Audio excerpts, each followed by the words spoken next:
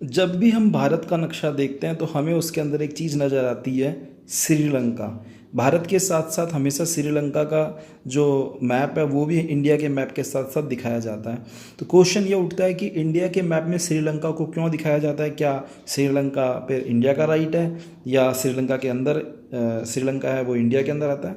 ऐसा कुछ नहीं है, लेकिन इसको दिखाने के पीछे कारण क्यों है, क्या कारण है, हम इसको जानते हैं। इसको जानने से पहले हमें जानना होगा एक समुंदर का नियम, जो कि इंटरनेशनल लॉ है, एक अंतर्राष्ट्रीय नियम है, समुद्र का नियम, लॉ ऑफ ओशियन।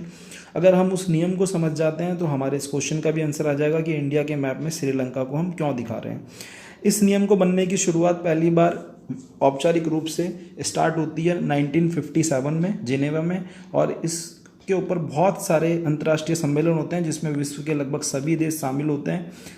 1975 में जाकर के ये लॉ एक मुख्य रूप से आ जाता है सामने, और ये बताते हैं कि जो भी देश है उसकी जो बेस लाइन है, आधार रेखा, बेस लाइन होती है कोस्टल एरियाज, जो तटीय इलाके होते हैं ऊबड़ खाबड़, उनको मिलाने वाली एक रेखा। जैसे आपको दिख रहा होगा गोवा से कोची केरला के बीच में एक स्ट्रेट लाइन ये बनी हुई है, ये सारी इसकी एक बेस लाइन है।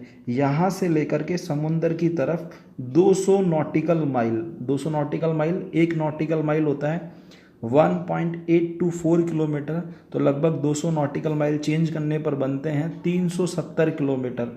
मतलब 370 किलोमीटर तक समुंदर की तरफ जो भी देश है संबंधित, जैसे भारत है तो यहाँ के 370 किलोमीटर तक के जितने भी खनिज हैं, जो भी चीज़ें महासागर में हैं, उन सब के ऊपर भारत का अधिकार होगा।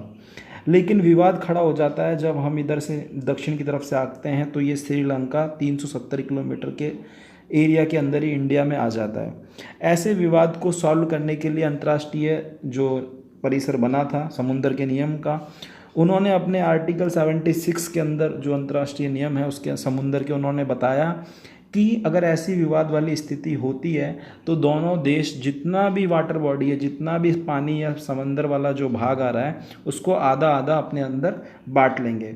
तो इसी वजह से जब भारत अपने अधिकार क्षेत्र को दिखाने की कोशिश करता है तो वो 370 किलोमीटर 200 नॉटिकल माइल के हिसाब से जब अपने अधिकार क्षेत्र को दिखाता है, इसी वजह से भारत के नक्शे में श्रीलंका को दिखाया जाता है।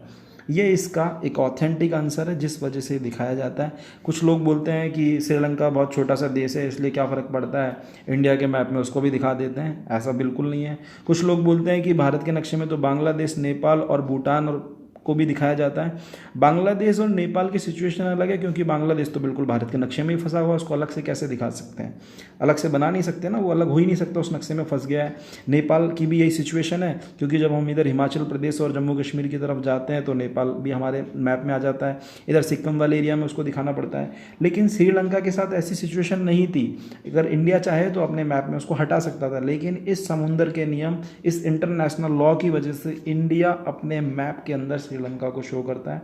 कई बार ये क्वेश्चन कई इंटरव्यूज़ में भी पूछा जाता है ज्योग्राफी के स्टूडेंट्स से, तो ध्यान रखें। और नॉलेज के लिए भी हम सभी इस बात को ध्यान रख सकते हैं अब कि ये क्यों है। ये समुद्र के नियम, इंटरनेशनल लॉ जो हैं, इंडियन इंटरनेशनल ओशियन लॉ जो है बना हुआ है जेनेवा में, जो बने थे 1957 में स्टार्ट हुए थे और 1975 और 92 तक आते आते उसमें कई सारे संशोधन हुए, और अभी वर्तमान में ये नियम है 200 नॉटिकल माइल का, यानी 370 किलोमीटर।